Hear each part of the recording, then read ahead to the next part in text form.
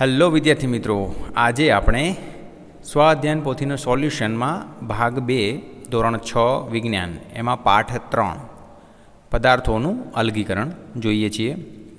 પહેલો પ્રશ્ન છે, નીચેના પ્રશ્નો માટે યોગ્ય વિકલ્પ પસંદ કરી જવાબ આપો.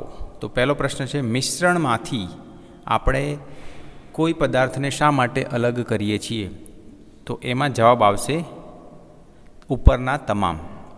બીજો છે, નીચેના પૈકી કઈ પ્રક્રિયા માટે પવન ઉર્જાનો ઉપયોગ કરીએ છીએ?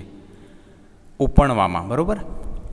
ત્રીજું છે, શેકેલી સિંગના દાણા અને ફોતરા અલગ કરવા માટે કઈ પદ્ધતિનો ઉપયોગ કરશો? ઉપણવાનો ઉપયોગ કરીશું. 4 નંબર, નીચેના કોષ્ટકમાં ખૂટતી વિગત પૂર્ણ કરો. તો ખૂટતી વિગતમાં અહીંયા આવશે ધાણાજીરું, પછી ઘન અને ઘન, જેના ઘટકો કયા સ્વરૂપમાં છે? તો ઘન અને ઘન. ત્રીજા નંબરમાં છાશ, તેમાં રહેલા ઘટકોના નામ પાણી અને છાશ, અને આ ઘટકો કયા સ્વરૂપ? તો પ્રવાહી અને પ્રવાહી. 4 નંબર, હવામાં ઓક્સિજન, નાઇટ્રોજન અને રજકણ અને ઘટકોની વાત કરી તો વાયુ અને ઘન. 5 નંબરમાં આવશે ખીર, એની અંદર રહેલા ઘટકોના નામ દૂધ, ખાંડ અને ચોખા, અને ઘટક કયા સ્વરૂપમાં છે? ઘન અને પ્રવાહી. 6 નંબર આવશે સોડા, તેની અંદર રહેલા ઘટકોના નામ પાણી, ગેસ. અને શું તમે એવા કોઈ મિશ્રણ વિશે જાણો છો કે જેમાં ઘન, પ્રવાહી અને વાયુ એમ ત્રણેય સ્વરૂપના ઘટકો હોય? તેના ઉદાહરણ આપો. તો પાઇનેપલના ટુકડા સોડામાં ઘન, પ્રવાહી અને વાયુ એમ ત્રણેય પ્રકારના ઘટકો જોવા મળે છે, જ્યાં પાઇનેપલના ટુકડા ઘન સ્વરૂપે, પાણી પ્રવાહી સ્વરૂપે અને કાર્બન ડાયોક્સાઇડ વાયુ સ્વરૂપે હોય છે. 6 નંબર, અનાજના લોટમાંથી કચરો તથા ભૂસું દૂર કરવા ચાળવું પદ્ધતિનો ઉપયોગ કરાય છે, કારણ કે ઘઉંનો લોટ અને તેમાં રહેલા કચરા અથવા ભૂસું ઘન સ્વરૂપે હોય છે, પરંતુ તેમનું કદ અસમાન હોય છે. માટે નાના મોટા કદના છિદ્રોવાળી ચાળણી અથવા તારની જાળીનો ઉપયોગ કરીને લોટને ચાળીને તેમાંથી ભૂસું અથવા કચરું દૂર કરવામાં આવે છે. 7 નંબર, પાણીમાં રહેલ અદ્રાવ્ય ઘન કચરો જેવા કે રેતી, પાંદડા વગેરે દૂર કરવા ગાળણ પદ્ધતિ અથવા નિતારણ પદ્ધતિનો યોગ્ય છે, કારણ કે ગાળણ અને તારણ વડે પ્રવાહીમાંની ભારે તેમજ હલકી અદ્રાવ્ય અશુદ્ધિઓ દૂર કરી શકાય છે. ગાળણ પદ્ધતિમાં સ્વચ્છ કાપડ કે ગાળણ પાત્રનો ઉપયોગથી અદ્રાવ્ય કચરો ગાળણ પાત્રના ઉપરના ભાગમાં રહી જશે, જ્યારે નીચે ચોખ્ખું પ્રવાહી મળશે. જ્યારે નિતારણ પદ્ધતિમાં પ્રવાહીને સ્થિર રહેવા દેવા ઘન કચરો તળિયે બેસી જશે અને ઉપર ચોખ્ખું પાણી મળશે. માટે 8 નંબર, છાશમાંથી પાણી ઓછું કરવા નિતારણ પદ્ધતિ ઉપયોગી છે, કારણ કે છાશ અને પાણીનું મિશ્રણ છે. આ મિશ્રણને લાંબો સમય સ્થિર પડ્યું રહેવા દેવા છાશના ઘટ્ટ કણો વજનમાં ભારે હોવાથી પાત્રના તળિયે બેસી જાય છે, જ્યારે પાણી ઉપર તરફ જમા થાય છે. આ ઉપર જમા થયેલ પાણીને સહેલાઈથી દૂર કરી શકાય છે. માટે છાશમાંથી પાણી દૂર કરવા નિતારણ પદ્ધતિનો ઉપયોગ કરી શકાય. 9 નંબર, રેતી અને મીઠાનું મિશ્રણ તમારી પાસે આવ્યું છે, તમે રેતી અને મીઠું કઈ રીતે અલગ કરશો? તો રેતી અને મીઠાના મિશ્રણને બીકરમાં નાખી તેમાં થોડું પાણી નાખતા મીઠું પાણીમાં ઓગળી જાય છે. હવે આ મિશ્રણમાંથી રેતીને ગાળી લઈશું. આ રીતે રેતી અલગ થઈ જશે. ત્યારબાદ મીઠું ઓગળેલા પાણીમાંથી બાષ્પીભવન પદ્ધતિના ઉપયોગ દ્વારા મીઠાને અલગ કરવામાં આવશે. આ રીતે મીઠું અને રેતી અલગ કરી શકાય. પ્રશ્ન નંબર 10, રસોડામાં ભૂલથી રાઈના ડબ્બામાં જીરું ભળી જાય છે. આ બંને ઘટકોને અલગ કરવા તમે કઈ પદ્ધતિનો ઉપયોગ કરશો? શા માટે? રાઈ અને જીરુંને અલગ કરવા માટે ઝાટકવું પદ્ધતિનો ઉપયોગ કરી શકાય. સુપડામાં રાઈ અને જીરુંના મિશ્રણને લઈ ઝાટકતા રાઈના દાણા ગોળ આકારના હોવાથી ઝડપથી સુપડામાંથી નીચે ગબડશે. આમ રાઈ અને જીરું અલગ કરી શકાય. 11 નંબર, કેરોસીનના ડબ્બામાં ભૂલથી પાણી ભળી જાય તો તેને કઈ રીતે અલગ કરી શકાય? કેરોસીન અને પાણીને પૃથ્થકરણ પદ્ધતિથી અલગ કરી શકાય. કેરોસીન અને પાણીના મિશ્રણને પૃથ્થકરણ ગળણીમાં ભરી થોડા સમય સ્થિર રહેવા દો. હવે ગળણીના નીચેના ભાગે બીકર રાખી કોક ચાલુ કરો. ગળણીમાંથી પૂરેપૂરું પાણી બીકરમાં આવી જાય ત્યારે કોક બંધ કરી દેવું. ત્યારબાદ બીજો બીકરને ગળની નીચે રાખી કોક શરૂ કરતાં બીજા બીકરમાં કેરોસીન ભરાઈ જાય છે. 12 નંબર, ચાળવું. અલગીકરણ પદ્ધતિનો ઉપયોગ થતો હોય તેવા 3 ઉદાહરણ આપો. તો લોટ ચાળવા, રેતી ચાળવા, અનાજ ચાળવા. 13 નંબર, તમારા ઘરમાં વીણવું અલગીકરણની પદ્ધતિનો ઉપયોગ થતો હોય તેવા ઉદાહરણો જણાવો. તો ઘઉંમાંથી કાકરા વીણવા, શાકભાજીમાંથી બગડેલા શાકભાજી વીણવા, મગફળીમાંથી કાકરા વીણવા અને બગડેલી દ્રાક્ષને અલગ કરવી. તો આ બધા લખી શકો તમે. 14 નંબર, પાણી ભરેલા પ્યાલામાં લોખંડની ખીલી નાખતા તે ઓગળતી નથી. આ મિશ્રણને સંતૃપ્ત દ્રાવણ કહી શકાય. શા માટે? ના, પાણી ભરેલા પ્યાલામાં લોખંડની ખીલી નાખતા તે ઓગળતી નથી. આ દ્રાવણને સંતૃપ્ત કહી શકાય નહીં, કારણ કે ખીલી અદ્રાવ્ય છે. 15 નંબર, પાણી ભરેલા પ્યાલામાં થોડું મીઠું ઓગળ્યા પછી વધુ મીઠું ઉમેરીએ તો તે ઓગળતું નથી. આમ કેમ બન્યું હશે? ચોક્કસ તાપમાને જે દ્રાવણમાં દ્રાવ્ય પદાર્થો વધુમાં વધુ ઓગળેલ હોય અને હવે પછી વધુ દ્રાવ્ય ઓગળી શકાય નહીં, તેને સંતૃપ્ત દ્રાવણ કહે છે. આમ વધુ મીઠું નાખતા ઓગળતું નથી, કારણ કે દ્રાવણ સંતૃપ્ત થઈ ગયું હશે.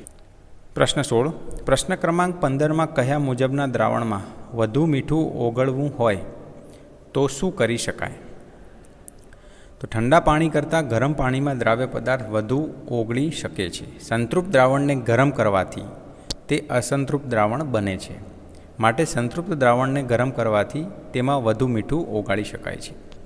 ઘઉંમાંથી કાકરા દૂર કરવામાં આવે છે કારણ કે કોઈ પદાર્થનો ઉપયોગ કરતાં પહેલાં આપણે તેમાં રહેલ નુકસાનકારક કે બિનઉપયોગી પદાર્થને અલગ કરવા જરૂરી છે. ઘઉંમાં રહેલ કાકરા એ બિનજરૂરી ઘટક છે, માટે ઘઉંમાંથી કાકરા દૂર કરવામાં આવે છે. પ્રશ્ન 18. ચોમાસામાં નદીમાં પૂર આવે ત્યારે તેનું પાણી ડહોળું દેખાય છે, પરંતુ 1-2 દિવસ પછી તે પાણી સ્વચ્છ દેખાય છે. આમ કેમ બનતું હશે? ચોમાસામાં નદીમાં પૂર આવે ત્યારે માટીના કણો અને પાણી મિક્સ થઈ જતાં પાણી ડહોળું દેખાય છે, પરંતુ આ પાણી 1-2 દિવસ સુધી સ્થિર પડ્યું રહે ત્યારે તેમાં રહેલા માટીના વજનદાર કણ તળિયે બેસી જતાં પાણી સ્વચ્છ દેખાય છે. 19 નંબર, લોખંડનો ભૂકો અને કાળા મરીનો પાવડર એકબીજા સાથે ભળી ગયા હોય તો કઈ રીતે અલગ પાડી શકાય? તમે આ પાઠમાં શીખ્યા એ સિવાયની બીજી કોઈ સરળ રીત હોઈ શકે? તો જવાબ લખીશું. લોખંડનો ભૂકો અને કાળા મરીનો પાવડર એકબીજા સાથે ભળી ગયા હોય તો તેમાં ચુંબક ફેરવતા લોખંડનો ભૂકો ચુંબક સાથે ચોંટી જાય છે અને કાળા મરીનો ભૂકો ચુંબક સાથે ચોંટતો નથી. આ રીતે બંનેને અલગ પાડી શકાય. 20 નંબર, મરચાંની ભૂકીમાં લાકડાના વહેરની ભેળસેળ થયેલી છે કે કેમ તે જાણવા શું કરી શકાય? મરચાંની ભૂકીમાં લાકડાનો વહેરનો ભેળસેળ જાણવા માટે પાણીના ગ્લાસમાં મરચાંની ભૂકી નાખતા જો લાકડાની વહેરની ભેળસેળ થઈ હશે તો પાણીમાં મરચાંની ભૂકી ઉપર તરફ તરશે, અને જો નહીં હોય તો મરચાંની ભૂકી પાણીમાં નીચે બેસી જશે.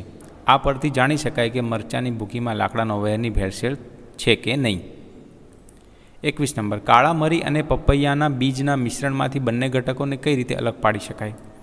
કાળા મરી અને પપૈયાના બીજના મિશ્રણમાંથી બંને ઘટકોને અલગ કરવા માટે ઉપણવામાં આવે છે.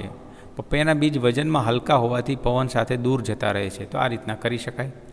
22 નંબર, મકાનના બાંધકામ વખતે રેતીમાંથી મોટા કાંકરા દૂર કરવા માટે તમે ચાળવું પદ્ધતિનો ઉપયોગ કેમ કરો છો? મકાનના બાંધકામ વખતે રેતીમાંથી મોટા પથ્થર દૂર કરવા માટે ચાળવું પદ્ધતિનો ઉપયોગ કરવામાં આવે છે, કારણ કે રેતીમાંથી મોટા કાંકરા ચાળની ઉપરથી સરકીને દૂર પડશે અને નાની રેતી ચાળણીની નીચેના ભાગમાં જમા થશે, તેથી ચાળવું પદ્ધતિનો ઉપયોગ થાય છે. 23 નંબર, કપૂર અને મીઠું બંને સફેદ રંગના છે. તેમના મિશ્રણમાંથી બંને ઘટકોને અલગ કરવા માટે તમે કઈ પદ્ધતિનો ઉપયોગ કરો છો? મીઠું અને કપૂરના મિશ્રણને ઉર્ધ્વપાતન પદ્ધતિ દ્વારા અલગ કરી શકાય છે. એક ચાઇના ડીશમાં કપૂર અને મીઠાનું મિશ્રણ લઈ તેને સ્ટેન્ડ પર મૂકી તેના પર કાચની ગળણી ઊંધી ગોઠવી તેના ઉપરના ભાગને રૂના પૂમડા વડે બંધ કરો.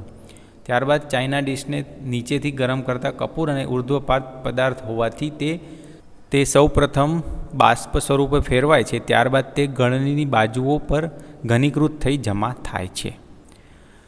ઉપરોક્ત પ્રશ્ન 23માં સૂચવેલ ઘટકોને અલગ કરવા તમે સૂચવેલ પદ્ધતિ સિવાયની કોઈ પદ્ધતિ હોઈ શકે? તમારા મિત્રો તથા શિક્ષક પાસે ચર્ચા કરી તમારો જવાબ અહીં નોંધો. પાણીમાં મીઠું ઓગળીને પણ અલગ કરી શકીશું. બાષ્પીભવન દ્વારા કપૂર ઓછા તાપમાને બાષ્પીભવન પામશે. તો આ રીતના લખી શકાય. 25 નંબર, તમારા ઘરે અલગીકરણની કઈ કઈ પદ્ધતિનો ઉપયોગ કરવામાં આવે છે? ઉદાહરણ સહિત જવાબ આપો. ગાળણની પદ્ધતિ પાણી ગાળવા, નિતારણ પદ્ધતિ તેલને નિતારવા, ચાળવું ઘઉં ચાળવા, ઉપડવું અનાજમાંથી ફોતરા દૂર કરવા વગેરે અલગીકરણની પદ્ધતિઓ વપરાય છે. 26 નંબર, રેતી અને કાંકરાનું કદ અલગ હોવા છતાં રેતીમાંથી કાંકરા અલગ કરવા માટે વીણવું અલગીકરણ પદ્ધતિનો ઉપયોગ કરતા નથી. શા માટે? સામાન્ય રીતે મિશ્રણમાં રહેલા ઘટકોમાં બિનજરૂરી ઘટકોનો જથ્થો મોટો ન હોય અને કદ અલગ હોય ત્યારે વીણવાની પદ્ધતિથી સરળતાથી પદાર્થને અલગ કરી શકાય, પરંતુ રેતી અને કાંકરાના મિશ્રણમાં કદ તો અલગ અલગ છે પરંતુ જથ્થો નહીં, એટલા માટે. 27 નંબર, તમે દહીંમાંથી પાણી કેવી રીતે અલગ કરશો? દહીંને કોટનના કપડામાં બાંધીને પોટલી વાળી દઈને લટકાવી દેવામાં આવે છે.